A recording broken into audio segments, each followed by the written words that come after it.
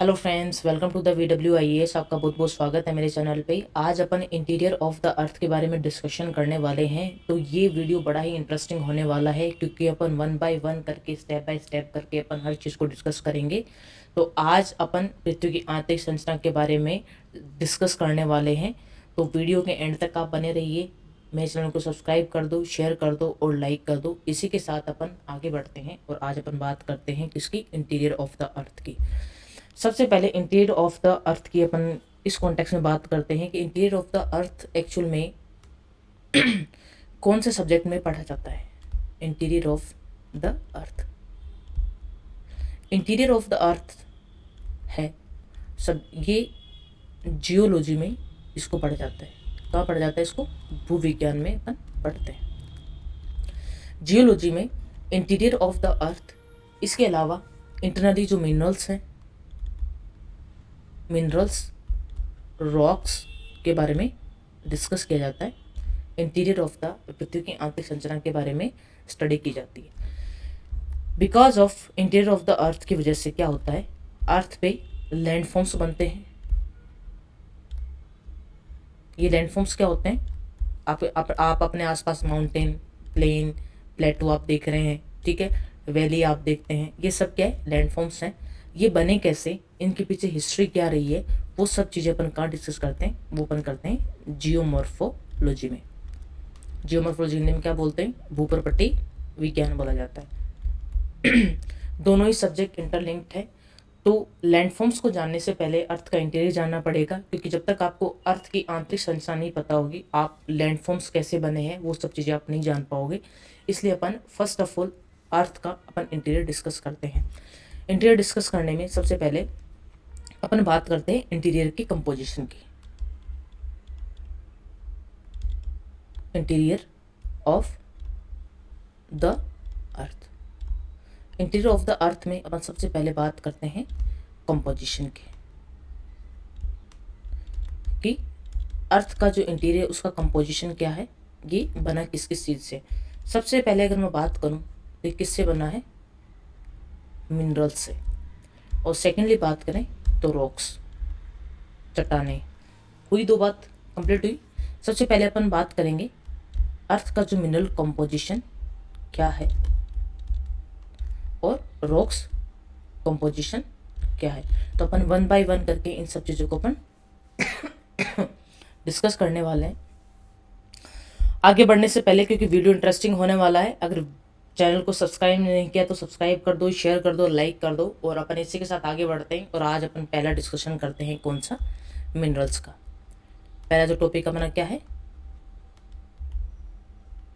Minerals का अपन discussion करते हैं। मिनरल्स क्या होते हैं? दो या दो से अधिक जो एलिमेंट्स होते हैं उनका जो मिश्रण होता है उसी को क्या बोलते हैं? मिनरल्स बोलते हैं। मिनरल्स क्या होते हैं? कंपाउंड होते हैं, मिश्रण होता है। किसका होते हैं? एलिमेंट्स का। आपको पता है अर्थ का जो अर्थ का जो कंपोजिशन है उसमें सबसे ज़्यादा जो एलिमेंट्स पाए जाते हैं, 90% जो अर्थ है, अर्थ क्रस्ट है, अर्थ की लेयर है, उसमें सबसे ज़्यादा जो 90% जो कंट्रीब्यूशन है वो कौन से एलिमेंट्स का है? ऑक्सीजन है, सिलिकॉन है, सिलिका है, मैग्नीशियम है, आयरन है, निकिल है, कैल्शियम है। तो ये इतने सारे एलिमेंट्स हैं जो 90% जो अर्थ की लेयर को बनाते हैं, इनका रोल रहता है। तो रादर अपन इसके अलावा बात करेंगे मिनरल कंपोजिशन की। मिनरल क्या है? कंपाउंड्स है। दो से अधिक एलिमेंट्स बनकर के क्या बनाते हैं? कंपाउंड्स बनाते हैं। तो अपन कंपाउंड्स के बारे में डिस्कशन करेंगे। ये कंपाउंड्स क्या होते हैं? कंपाउंड क्या हो सकते हैं? सिलिकेट्स, इनको सल्फाइड, फॉर एग्जांपल सल्फाइड या सल्फाइड, ये क्या है? मिनरल्स है। तो अपन ये जो मिनरल्स हैं इनका अपन अकॉर्डिंग टू लेयर अपन डिस्कस करने वाले हैं कि कौन से लेयर में कौन से मिनरल्स पाए जाते हैं, उनका अपन वन बाय वन करके डिस्कशन करने वाले हैं। तो वीडियो बड़ा इंटरेस्टिंग होने वाला है। तो सबसे पहले अगर मैं अपर लेयर की बात करूं क्योंकि अर्थ को अपन ने जनरली डिवाइड किया है, अपर लेयर, इंटरमीडिएट लेयर और डीपर लेयर। 3 पार्ट्स में अपन ने इसको डिवाइड कर दिया। सबसे पहले अगर मैं अपर लेयर की बात करूं तो अपर लेयर में कौन से मिनरल्स पाए जाते हैं, कौन से एलिमेंट्स हैं, उनके कंपाउंड पाए जाते हैं, तो उसका अपन डिस्कशन करने वाले हैं। सबसे पहले जो अपर लेयर है, इनमें जो मिनरल्स पाए जाते हैं, क्वार्ट्ज पाया जाता है। 2 नंबर की अगर बात करूं तो इसमें पाया जाएगा फेल्डस्पार,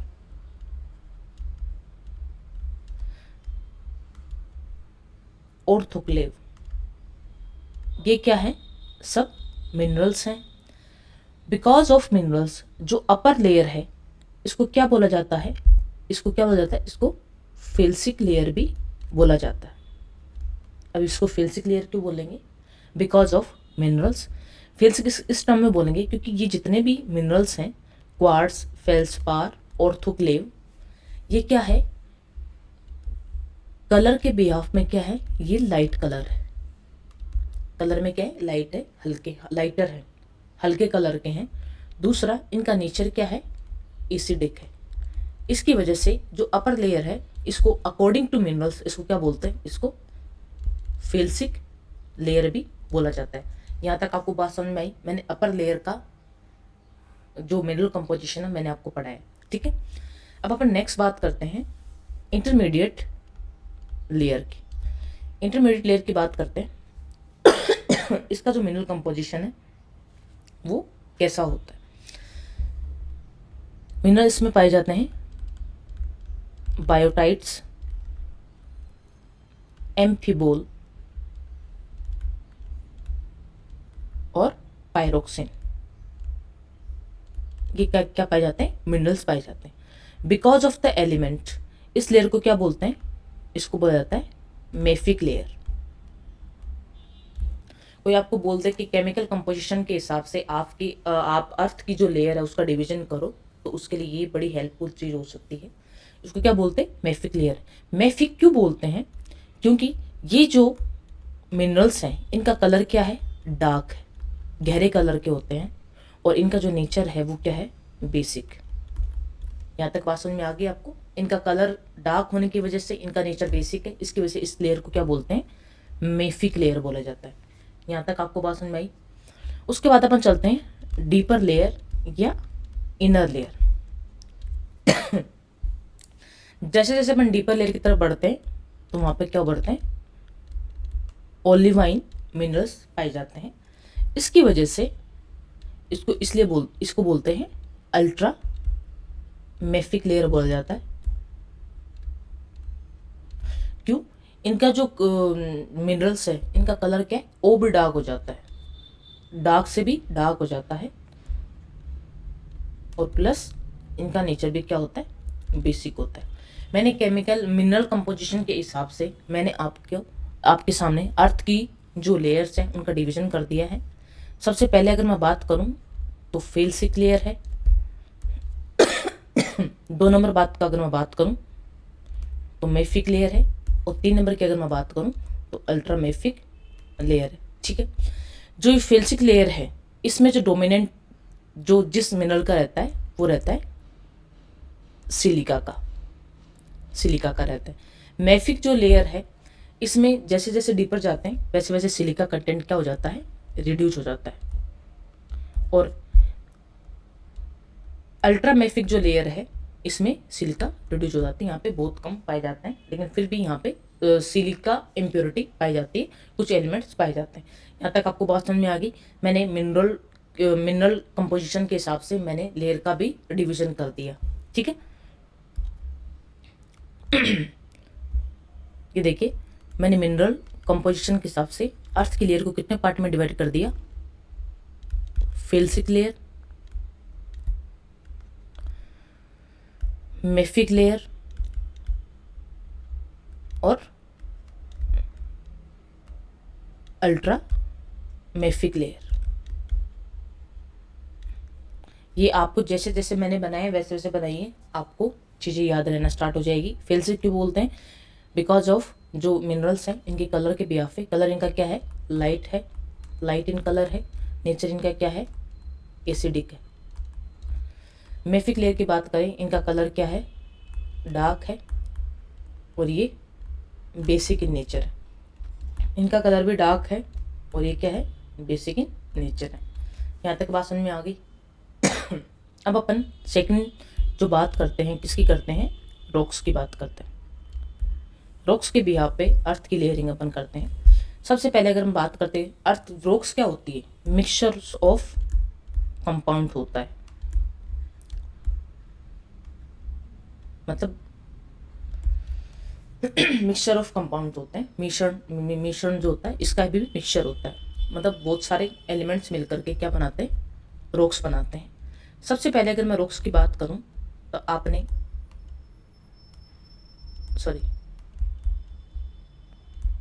आग्नेय चट्टान के बारे में आपने सुना है,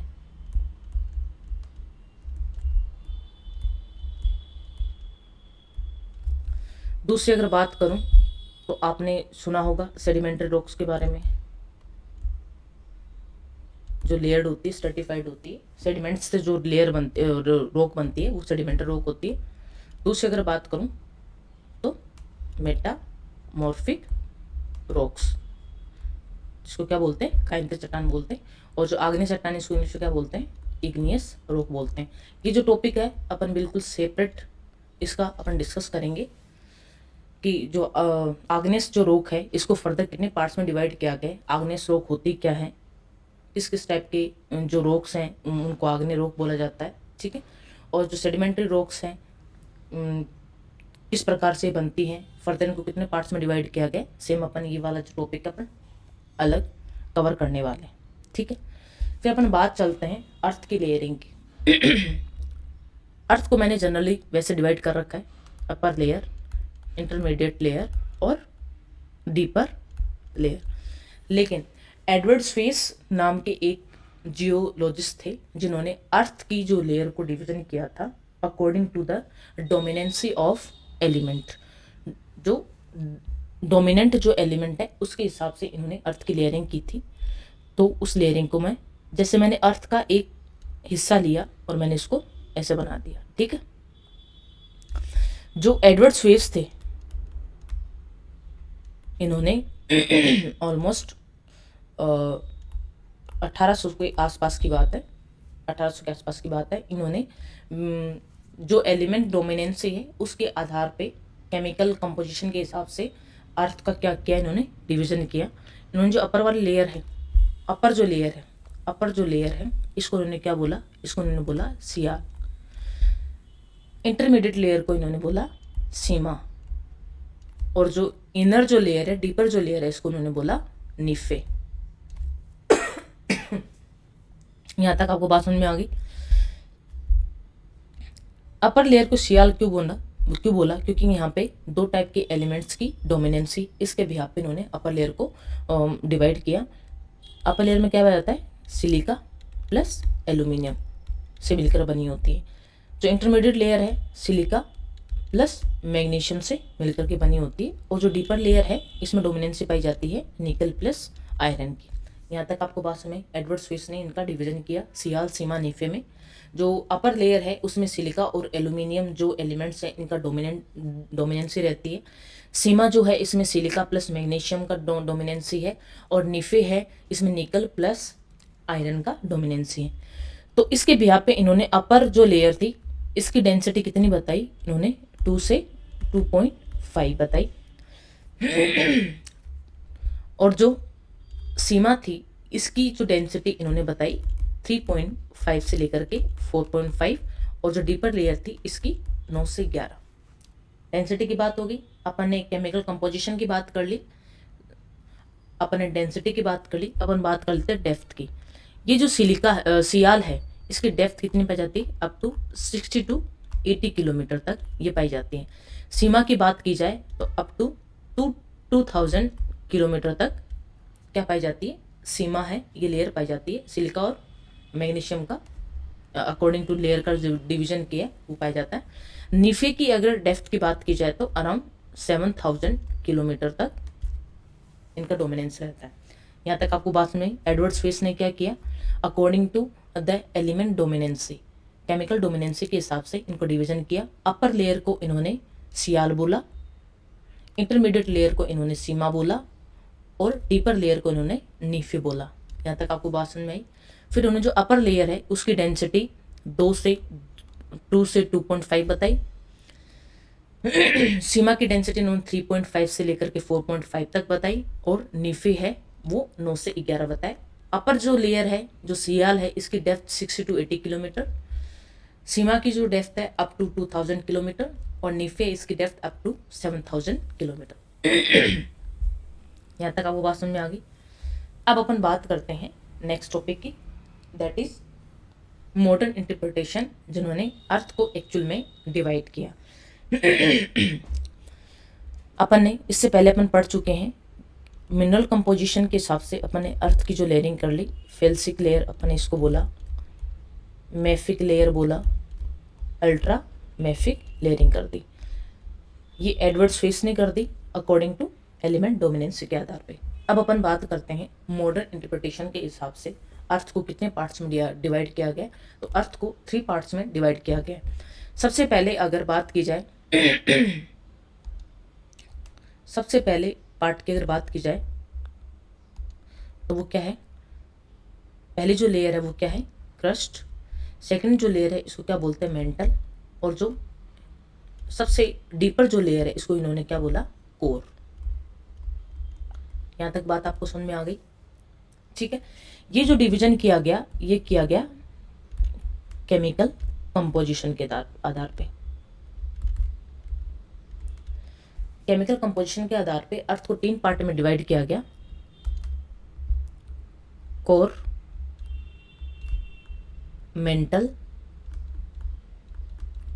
सॉरी क्रस्ट, मेंटल और कोर। यहां तक आपको बात समझ में आ गई। मैंने आपको पूरा ये जो अपर लेयर है इसको उन्होंने क्या बोला, क्रस्ट। ये वाले जो हिस्सा है इसको इन्होंने क्या बोला, इन्होंने बोला मेंटल। और ये क्या है, कोर है। 3 पार्ट्स में अर्थ की लेयरिंग जो डिवाइड कर दिया।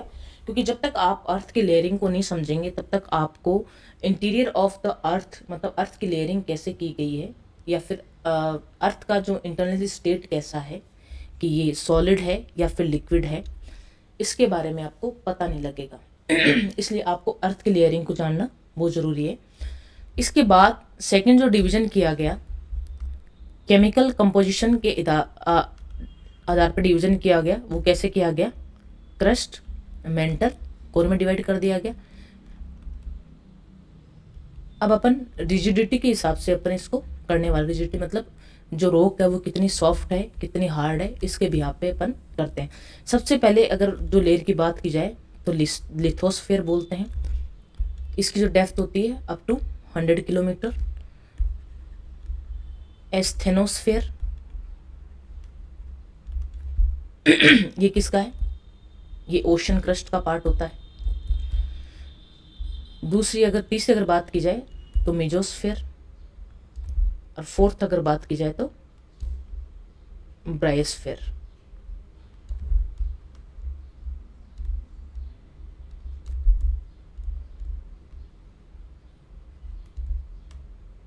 यहां तक बात आपको समझ में आ गई। बेस्ड ऑन केमिकल कंपोजिशन इसको क्रस्ट, मेंटल, कोर बोला गया है। अकॉर्डिंग टू रिजिडिटी इसको क्या बोला गया है, लिथोस्फीयर, एस्थेनोस्फीयर, मेजोस्फीयर, बेरिस्फीयर। यहां तक आपको बात समझ में आ गई। ये देखिए अर्थ है, अर्थ का जो ऊपरी हिस्सा है इसको क्या बोला गया, रिजिडिटी के आधार पे इसको क्या बोला गया, लिथोस्फीयर। इसके जो बिल्कुल जो डीप वाला हिस्सा है इसको क्या बोला गया, जस्ट इसके नीचे इसको बोला गया एस्थेनोस्फीयर। इसमें जो मेंटल के भी 2 पार्ट कर दिए गए, लोअर मेंटल, ये अपर मेंटल हो गया, ये आउटर कोर है, इनर कोर है, और इसमें अपर क्रस्ट है और लोअर क्रस्ट है। आगे फर्दर सब डिवाइड कर दिया गया इसको। तो ये एस्थेनोस्फीयर हो गया, इसको क्या बोलते हैं, मेजोस्फीयर, और इसको क्या बोलते हैं, ब्रायोस्फीयर। यहाँ तक आपको बात समझ में आ गई। मैंने यहाँ तक आपको क्लैरिटी दे दी पूरी कि अर्थ का according to mineral composition three type की लेयर होती है, felsic layer, mafic layer, ultra mafic layer. उसके बाद मैंने आपको एडवर्ड्स फेस के आधार पे मैंने डिवीज़न कर दिया, उन्होंने केमिकल डोमिनेंसी के आधार पे डिवीज़न किया, सियाल, सीमा, नीफे। सियाल है, इसकी डेंसिटी 2 से लेकर 2.5 2 to 2.5। जो इंटरमीडिएट लेयर है जिसको सीमा बोला, इसकी डेंसिटी 3.5 से लेकर के 4.5। नीफे की अगर बात करें तो 9 से 11 डेंसिटी।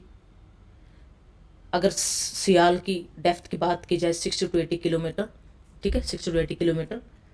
अगर सीमा की डेप्थ की बात की जाए तो अप टू 2000 किलोमीटर, और अगर नीफे की बात की जाए तो अप टू 7000 किलोमीटर, मैंने आपको बता दी, ठीक है। इसके बाद में बेस्ड ऑन रिजिडिटी मैंने आपको बता दिया, लिथोस्फेयर, एस्थेनोस्फेयर, मेजोस्फेयर, ब्रायोस्फेयर। यहाँ तक आपको बात समझ में आ गई। अब अपन एक ओवरव्यू ले लेते हैं कि अपन ने आज पढ़ा क्या है। अपन ने आज केमिकल कंपोजिशन के हिसाब से, मिनरल कंपोजिशन के हिसाब से लेयरिंग कर दी। फिर अपन ने एडवर्ड्स फेस ने इनका डिवीजन किया,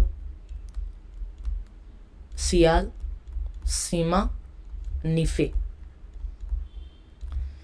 फिर जो मॉडर्न थ्योरीज है उनके बिहाफ पे इनका डिवीजन हो गया, crust, mental, core.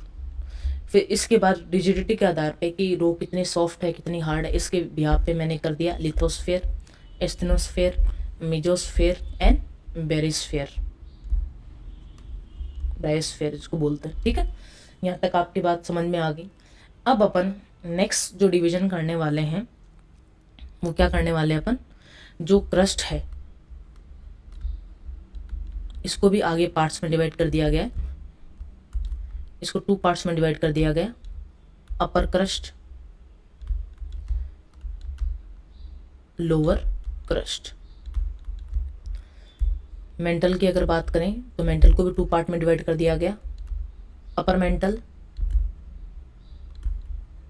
And lower mental.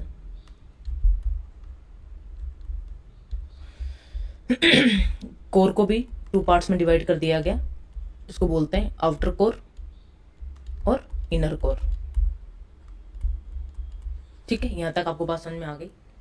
जो क्रस्ट है, अब क्रस्ट देखिए, क्रस्ट में क्या आते हैं, कॉन्टिनेंट आते हैं प्लस ओशंस भी आते हैं। ओशन का जो तल है जो वो भी किस में आता है, क्रस्ट में आता है। मेंटल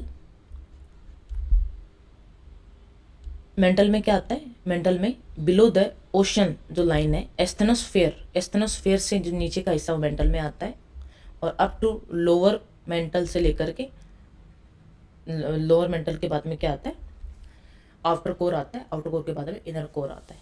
यहाँ तक आपको बात समझ में आ गई। मैंने आपको एक जनरल ओवरव्यू देने की कोशिश की, ठीक है। तो मैंने आपको स्टार्टिंग में बताया था क्रस्ट को एडवर्ड्स फेस ने क्या बोला था, सियाल बोला था, ठीक है। ये जो सियाल था इसकी डेंसिटी क्या थी, 2 से 2.5 थी। इसकी डेप्थ क्या थी, 6 to 80 किलोमीटर थी। फिर मैंने केमिकल कंपोजिशन के हिसाब से बताया कि जो ये क्रस्ट है, जो अपर लेयर है, इसको क्या बोलते हैं, इसको फेल्सिक बोलते हैं। फेल्सिक क्यों बोलते हैं, क्योंकि लाइट इन कलर है और एसिडिक इन नेचर है। और जो अपर जो लेयर है, जो क्रस्ट है, वो क्या है, लेस डेंस है। यहां तक आपको बात समझ में आ गई। फिर अपन बात करते हैं सीमा की। सीमा की बात करते हैं। सीमा मतलब अपर मेंटल इसमें आ जाता है, अपर मेंटल और लोअर क्रस्ट की अपन बात करते हैं। अपर मेंटल और लोअर क्रस्ट की बात करते हैं तो ये कहाँ पे आता है, ये आता है ओशन में। ओशन क्या है, ओशन है, इनकी डेंसिटी जो एडवर्ड्स फेस है उन्होंने क्या बताई है, जो सीमा की डेंसिटी क्या बताई, 3 से 3.5। डेप्थ इसकी कितनी बताई, अप टू 2000 किलोमीटर। और इसका नेचर क्या है, मेफिक नेचर है। मेफिक क्यों है, क्योंकि डार्क कलर में जो मिनरल्स पाए जाते हैं, प्लस बेसिक इन नेचर है। ठीक है, यहाँ तक बात आई समझ में। और ये क्या है, मोर डेंस है। जब हम कंपैरिजन के बाद मोर डेंस बोला, मैंने किसी से ज़्यादा भारी होना, किससे ज़्यादा भारी है, अपर क्रस्ट सियाल से क्या है, ज़्यादा भारी है। जो क्रस्ट में जो कॉन्टिनेंट है, कॉन्टिनेंट क्या है, कॉन्टिनेंट की बात की जाए तो कॉन्टिनेंट क्या है, फेल्सिक नेचर के हैं। ठीक है, और जो ओशन है वो मेफिक नेचर के हैं। यहाँ तक आपको बात समझ में आई। जो कॉन्टिनेंट है वो किससे बने कौन से रॉक से बने हैं, सेडिमेंट्री रॉक से बने हैं। और जो ओशंस हैं वो किससे बने हैं, बेसाल्ट मतलब आग्नेयस रॉक से मिलकर के बने हैं। यहाँ तक आपको बात समझ में आई। कल अपन जो टॉपिक कवर करने वाले हैं वो बड़ा ही इंटरेस्टिंग रहने वाला है। कल अपन पृथ्वी की जो आंतरिक संरचना है उसको जानने के लिए जो सोर्सेज हैं, जो मेन रिलेवेंट सोर्स है उसके बारे में अपन डिस्कस करेंगे। वो रिलेवेंट सोर्स क्या है, वो है सिस्मिक वेव। सिस्मिक वेव के बारे में अपन डीपली आगे बढ़ेंगे, लेकिन आज अपन इसकी शुरुआत कर देते हैं। जैसे कि जो अर्थ है इसका इंटीरियर जानने के लिए क्या क्या सोर्स हैं। सबसे पहले अगर मैं बात करूं आर्टिफिशियल सोर्स की, अर्थ को जानने के लिए आर्टिफिशियल सोर्स क्या है, आर्टिफिशियल क्या बोलते हैं, कृत्रिम सोर्स, जिसमें क्या है, डेंसिटी, प्रेशर एंड टेम्परेचर। ठीक है, यहाँ तक आपको बात समझ में आई। आर्टिफिशियल सोर्स की बात करें तो आर्टिफिशियल सोर्स क्या है, डेंसिटी है, प्रेशर है और क्या है, टेम्परेचर है। दूसरा अगर मैं बात करूं डायरेक्ट सोर्स की, अगर बात करें डायरेक्ट सोर्स क्या है, जो अपन को अपनी आंखों से दिख रहे हैं, जैसे कि वोल्केनिक रॉक हो गई या फिर वोल्केनो हो गई। ठीक है, दूसरी अगर बात करें ड्रिलिंग जो प्रोजेक्ट है। थर्ड अगर बात करें अपन मीटियोर्स की अपन बात करेंगे, मीटियोर्स। ठीक है, इनडायरेक्ट सोर्स जो है, जो सबसे रिलेवेंट, जो अर्थ की जो स्टेट बताता है, जो अर्थ का इंटीरियर कैसा है, कि लिक्विड है कि सॉलिड है, उसके बारे में सबसे ज़्यादा बताती है। सबसे अच्छा जो डिफाइन करती है वो करती है सिस्मिक वेव। सिस्मिक वेव किससे जुड़ी हुई है, अर्थक्वेक से जुड़ी है। जो सिस्मिक वेव कितने प्रकार की, 2 प्रकार की होती है, प्राइमरी और सेकेंडरी वेव के बारे में अपन कल बिल्कुल डीपली अपन डिस्कशन करेंगे। आज अपन आर्टिफिशियल जो सोर्स है, अर्थ का इंटीरियर सॉलिड है या लिक्विड स्टेट में है, वो जानने के लिए डिफरेंट सोर्स है, जिसके थ्रू अपन इंटीरियर है उसका जो स्टेट है, लिक्विड है या सॉलिड है, उसके बारे में अपन डिस्कस करेंगे। तो आज अपन शुरू करते हैं अपना आर्टिफिशियल सोर्स। बात करते हैं अपन आर्टिफिशियल सोर्स की।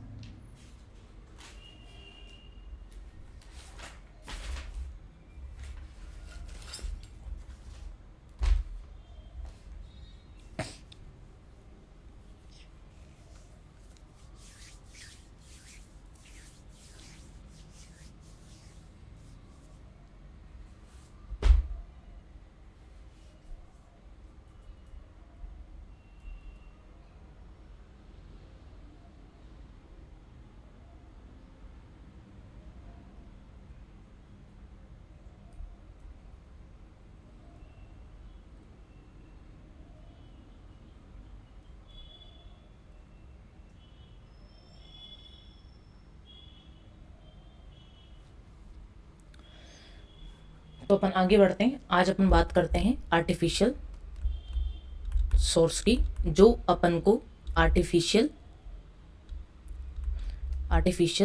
सोर्स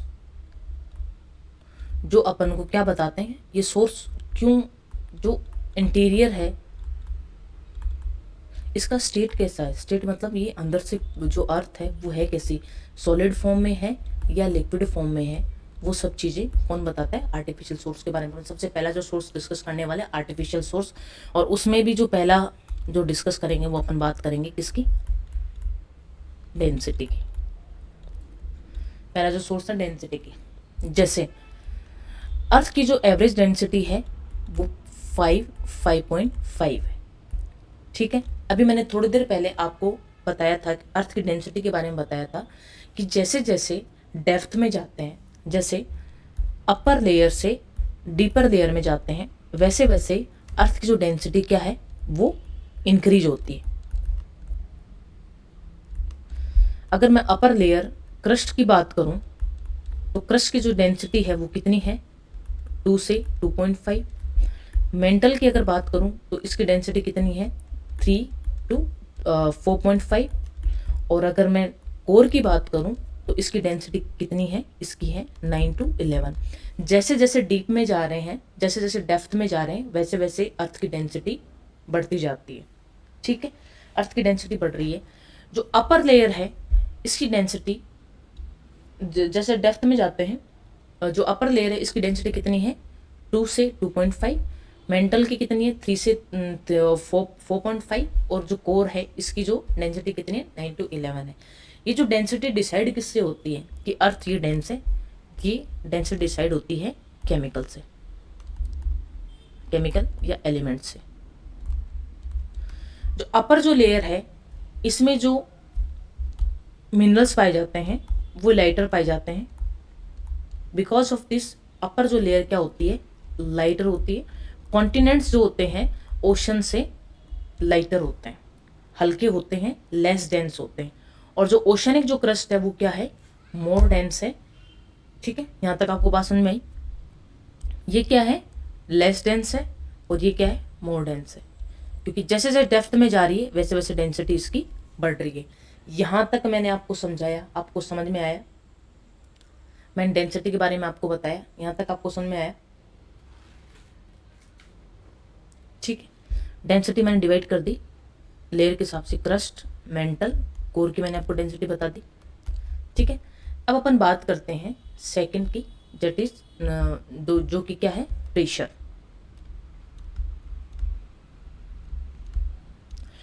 जैसे जैसे अपन डेप्थ में जाते हैं वैसे वैसे डेंसिटी बढ़ती है। जैसे डेप्थ में जाते हैं वैसे डेंसिटी बढ़ती है, लेकिन डेंसिटी बढ़ने के साथ साथ अर्थ का जो क्या है, प्रेशर भी इंक्रीज होता चला जाता है। जैसे डेप्थ में जाएंगे प्रेशर बढ़ेगा। ये जो प्रेशर क्यों बढ़ेगा, प्रेशर बढ़ेगा जो इसके ऊपर लोड पड़ता है, किसका पड़ता है, रॉक्स का पड़ता है। जो रॉक्स का जो लोड पड़ता है इसको क्या बोलते हैं, सुपर इनकम्बेंट लोड। इसको क्या बोलते हैं, सुपर इनकम्बेंट लोड बोला जाता है, जो इसके ऊपर लोड पड़ता है। तो ये उसकी वजह से क्या है, अर्थ पे क्या होता है, प्रेशर बढ़ता है। लेकिन अभी जो सुपर इनकम्बेंट जो लोड होता है उसकी वजह से प्रेशर बढ़ता है, तो अर्थ की डेंसिटी भी इसके साथ में जोड़ करके बताई जाती है कि अर्थ की डेंसिटी भी प्रेशर की वजह से बढ़ती है। लेकिन अर्थ की जो डेंसिटी जो बढ़ती है, मैंने आपको ऑलरेडी पहले डिफाइन कर दिया है, अर्थ की जो डेंसिटी बढ़ती है बिकॉज ऑफ इसका जो केमिकल कंपोजिशन है, केमिकल कंपोजिशन के आधार पर इसकी डेंसिटी बढ़ती है। ठीक है, दूसरा अगर मैं बात करूं रॉक्स का जो कंपोजिशन है, नेबुलर एक्रिएशन की वजह से भी डेंसिटी बढ़ती है। क्योंकि जब पृथ्वी बन रही थी, जब पृथ्वी बनी थी उस टाइम पे जो जितने भी मास ऑफ डस्ट था, धूल के कण थे, वो इकट्ठे हुए, बादल थे वो इकट्ठे होकर के पृथ्वी बने। तो ये सब कारण है कि अर्थ की डेंसिटी ज़्यादा है। अर्थ की डेंसिटी कहाँ ज़्यादा है, कोर में सबसे ज़्यादा है, बिकॉज ऑफ एलिमेंट। क्योंकि अर्थ के कोर में क्या पाया जाता है, निकल प्लस आयरन पाया जाता है। इसकी वजह से अर्थ क्या है, सोलर सिस्टम में सबसे डेंसेस्ट प्लैनेट है। यहाँ तक आपको बात समझ में आई? अर्थ सबसे डेंसेस्ट प्लैनेट है क्योंकि अर्थ के कोर में निकल और आयरन पाया जाता है। उसकी वजह से अर्थ की डेंसिटी जैसे जैसे डेप्थ में जाते हैं वैसे वैसे बढ़ती चली जाती है। यहाँ तक आपको बात समझ में आई? मैंने यहाँ तक आपको समझाया कि अर्थ की डेंसिटी जैसे जैसे डेप्थ में जाते हैं वो किसकी वजह से बढ़ती है, बिकॉज ऑफ केमिकल कंपोजिशन। जैसे डेप्थ में जाती है अर्थ की जो मिनरल कंपोजिशन है, अर्थ की अपर लेयर को फेल्सिक लेयर बोला जाता है। इंटरमीडिएट जो लेयर है उसको क्या बोला जाता है, उसको मैफिक लेयर बोलते हैं। उसके जो डीपर जो लेयर है उसको क्या बोलते हैं, अल्ट्रामैफिक लेयर बोलते हैं। बिकॉज ऑफ मिनरल क्या होते हैं, कंपाउंड्स होते हैं, दो या दो से अधिक जो एलिमेंट्स मिलकर के क्या बनाते हैं, कंपाउंड बनाते हैं। मैंने यहाँ तक आपको बात समझा दी। क्या मैंने आपको यहाँ तक बात समझा दी है? ठीक है, अब अपन बात कर लेते हैं, प्रेशर की अपन बात कर चुके, अब अपन बात कर लेते हैं किसकी, टेम्परेचर की।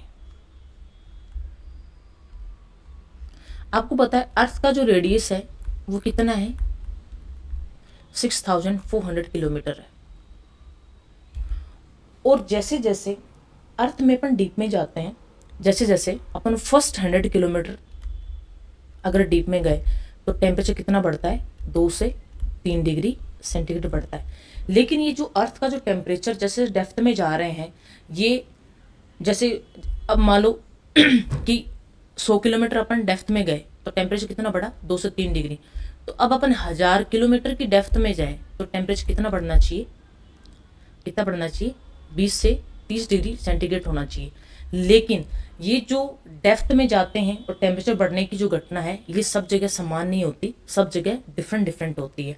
क्योंकि अर्थ का जो रेडियस है वो कितना है, 6400 किलोमीटर है। अर्थ की जो डेप्थ है 6400 किलोमीटर है। जैसे जैसे डेप्थ में जाएंगे वैसे वैसे टेम्परेचर बढ़ेगा, लेकिन ये टेम्परेचर सेम रेट से ना बढ़ करके डिफरेंट डिफरेंट लोकेशन के हिसाब से टेम्परेचर बढ़ता है। यहाँ तक आपको बात समझ में आई? टेम्परेचर कैसे बढ़ता है, जैसे फर्स्ट फ्यू किलोमीटर्स कितना बढ़ता है, 2 से 3 सेंटीग्रेड बढ़ता है। दूसरी अगर बात करूं, टेक्टोनिकली जो एक्टिव जोन्स होते हैं वहां का अगर टेम्परेचर देखा जाए कि वहां का जो टेम्परेचर कितना बढ़ेगा, वहां का टेम्परेचर बढ़ जाएगा अप टू 1000 डिग्री सेंटीग्रेड। अब आप बोलेंगे टेक्टोनिक एक्टिव जोन्स क्या होते हैं? टेक्टोनिकली एक्टिव जोन्स होते हैं, ये प्लेट्स पे डिपेंड करते हैं, जहां पे कन्वर्जेंट प्लेट बाउंड्री होती है।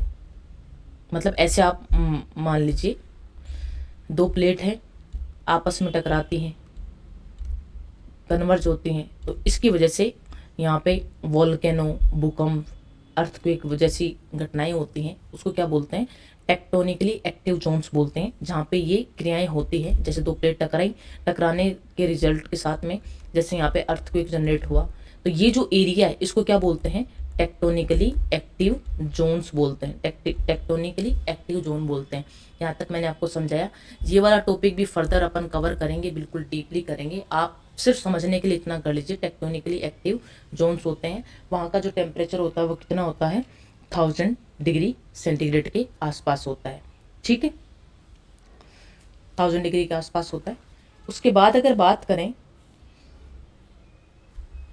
अगर अपन मेंटल की बात करते हैं, इसकी डीप इनसाइड मेंटल, ये मैंने 2 कंडीशन बता दी। अप टू फ्यू किलोमीटर कितना बढ़ता है, 2 से 3 डिग्री सेंटीग्रेड बढ़ता है। टेक्टोनिकली जो एक्टिव जोन है वहाँ पे जो टेम्परेचर है वो अप टू 1000 डिग्री सेंटीग्रेड होता है।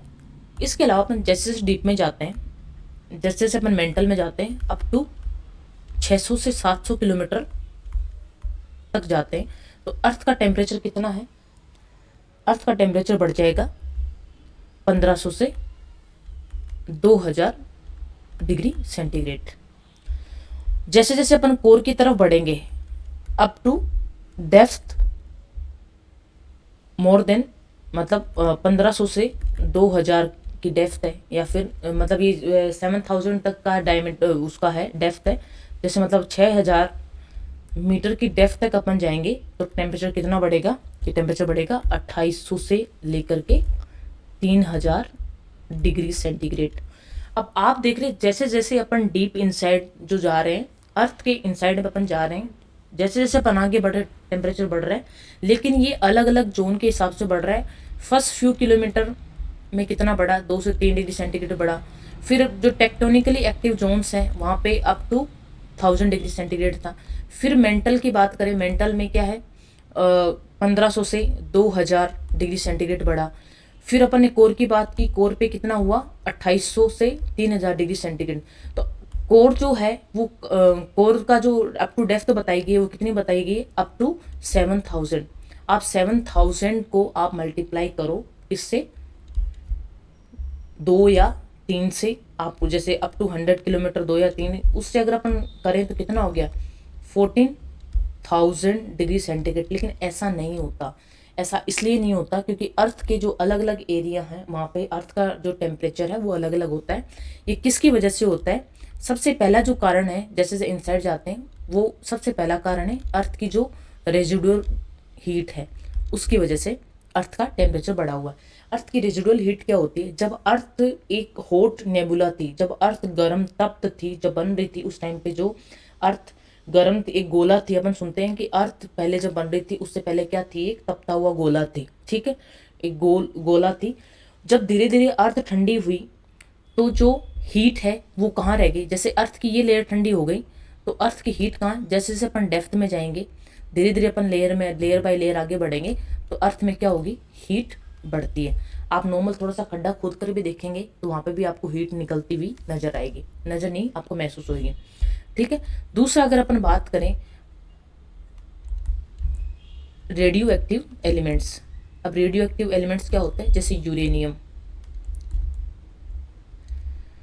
और न्यूक्लियर जो रिएक्शन, अर्थ का जो कोर है वहाँ पे न्यूक्लियर रिएक्शंस होती हैं। रेडियो एक्टिव एलिमेंट जैसे यूरेनियम पाया जाता है। आपने नाभिकीय संलयन और विखंडन, न्यूक्लियर फ्यूजन और फ्यूजन की आपने घटनाएं सुनी है, उससे क्या बनती है? न्यूक्लियर रिएक्टर है, उसमें क्या होता है? अपने इलेक्ट्रिसिटी जो प्रोडक्शन का काम करते हैं। तो जो रेडियो एक्टिव जो एलिमेंट्स है, न्यूक्लियर संलयन, नाभिकीय संलयन और विखंडन की जो क्रियाएं होती है, उसकी वजह से भी क्या है? अर्थ का टेम्परेचर ज़्यादा होता है। क्या मैंने यहाँ तक आपको समझाया?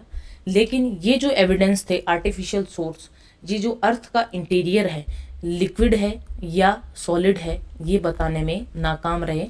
इन्होंने सिर्फ अर्थ की जो डेंसिटी कितनी है, अर्थ में जैसे जैसे अपन डेप्थ में जाते हैं वैसे वैसे प्रेशर का क्या इम्पैक्ट पड़ता है, जैसे जैसे अपन डेप्थ में जाते हैं वैसे वैसे अर्थ का जो टेम्परेचर है उस पर क्या इम्पैक्ट टेम्परेचर का इम्पैक्ट पड़ता है या कितना बढ़ता है, अलग अलग एरिया में क्या क्या टेम्परेचर रहता है, वो सब चीज़ें बताए। लेकिन इसका मोस्ट अप्रोप्रिएट एविडेंस नहीं है कि अर्थ जो इंटरनली सॉलिड है या लिक्विड है। यहाँ तक आपको बात समझ में आई? जो अर्थ जो सॉलिड है या लिक्विड है ये अपन पढ़ेंगे नेक्स्ट चैप्टर में। तो अपन कल इसके बारे में डिस्कशन करने वाले हैं। तो कल की जो क्लास है और भी इंटरेस्टिंग होने वाली है, वीडियो के एंड तक आप बने रहिए। आज मैंने जो आपको पढ़ाया है, आज आपने अगर मेरा वीडियो पूरा देखा है तो आज मैंने आपको क्या पढ़ाया है? आज मैंने आपको अर्थ का जो इंटीरियर के बारे में बताने की कोशिश की है। मैंने इसका केमिकल जो कंपोजिशन है, केमिकल कंपोजिशन, मिनरल जो लेयरिंग है उसके बारे में मैंने बताया, रॉक्स का मैंने बताया, ठीक है। इसके अलावा मैंने एडवर्ड स्वेस ने जो केमिकल डोमिनेंसी या एलिमेंट डोमिनेंसी के आधार पे सियाल, सीमा और नीफे का बताया, ठीक है। इसके बाद में जो मॉडर्न इंटरप्रिटेशन थी उसके आधार पे जो क्रस्ट, मेंटल और कोर के बारे में बताया, इनको फर्दर डिवाइड किया गया बेस्ड ऑन रिजिडिटी कि कितनी सॉफ्ट है कितनी हार्ड है, उसके आधार पे मैंने अर्थ को लिथोस्फेयर, एस्थेनोस्फेयर और मेजोस्फेयर और ब्रायोस्फेयर, ये वाला टॉपिक भी अपन नेक्स्ट पार्ट में कवर करेंगे। क्योंकि जब तक आपको अर्थ की लेयरिंग का आपको पता नहीं होगा तब तक आपको सिस्मिक वेव है जो अर्थ का इंटीरियर बताती है उनके बारे में आपको पता नहीं लगेगा। आई होप आज आपको वीडियो अच्छा लगा होगा। मैंने आपको बहुत बेसिक से सब चीज़ें बताई है, ठीक है। तो इसी के साथ वीडियो को एंड करते हैं। Thank you so much. जय हिंद, जय भारत। आप अपना जो ऐसे ही मेरे को सहयोग देते रहिए, क्योंकि आप जितना मेरे वीडियोस को देखते हैं, लाइक करते हैं, कमेंट्स करते हैं, उससे मेरे को मोटिवेशन मिलता है। और उसी मोटिवेशन के साथ में मैंने आज आपको पढ़ाया है। अगर आपको कहीं पे भी कोई कमी लगे या फिर कोई आपको टॉपिक समझ में नहीं आया तो आप कमेंट करो, कमेंट में साथ शेयर करो। आपको बिल्कुल जो जिस टॉपिक में आपको डाउट है वो सब चीज़ें आपको बताई जाएगी। बहुत बहुत धन्यवाद। Thank you so much.